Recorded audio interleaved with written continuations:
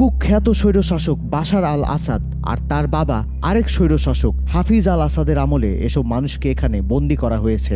70-এর দশক থেকে প্রায় 54 বছর ধরে যাকেই বিরোধী পক্ষ বলে মনে করেছে আসাদ পরিবার, তারা অজ্ঞাত কোথাও হারিয়ে গেছেন। অনেকের সন্ধান আর মেলেনি।